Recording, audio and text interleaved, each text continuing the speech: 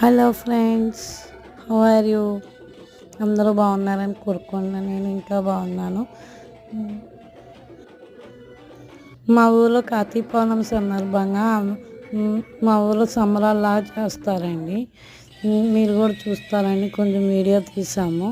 చూసి ఆనందించండి. ఎలా ఉందో కామెంట్ చేయండి, షేర్ చేయండి, సబ్స్క్రైబ్ చేయండి, లైక్ చేయండి.